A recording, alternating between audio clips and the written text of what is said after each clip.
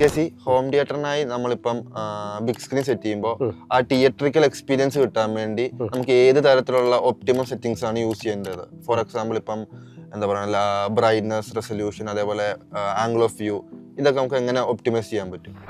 Main ഒരു factor എന്ന് പറയുന്നത് ഈ നമുക്ക് എന്തുമാത്രം ലൈറ്റ് സോഴ്സ് ഒരു പ്രൊജക്ടർ ജനറേറ്റ് ചെയ്യുന്നു എന്നുള്ള. നമുക്ക് ഡെഡിക്കേറ്റഡ് ഹോം തിയേറ്ററിൽ നോക്കുകയാണെങ്കിൽ 2200 ലൂമെൻസ് മുതൽ മുകളിലോട്ടാണ്.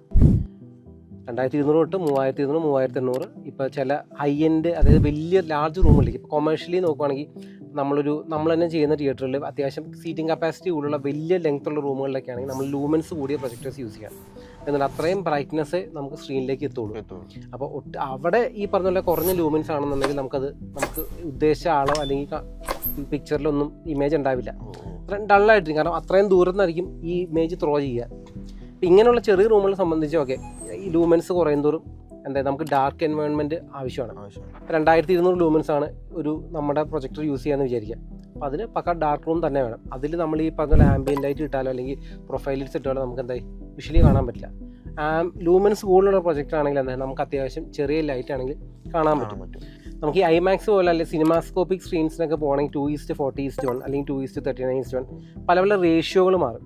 അപ്പോൾ ലിവിങ് റൂം ആയിക്കോട്ടെ, അല്ലെങ്കിൽ ക്ലാസ് റൂമോ ബിസിനസ് മീറ്റിംഗ്സോ ആയിക്കോട്ടെ, അല്ലെങ്കിൽ തിയേറ്റർ, അപ്പോൾ ഓരോന്നും അതിൻ്റേതായ സ്ക്രീൻ വേണം. അതിനെ ഡിപ്പെൻഡ് ചെയ്യുന്ന, ആ സിറ്റുവേഷന് മാച്ച് ചെയ്യുന്ന പ്രൊജക്ടേഴ്സ് വേണം.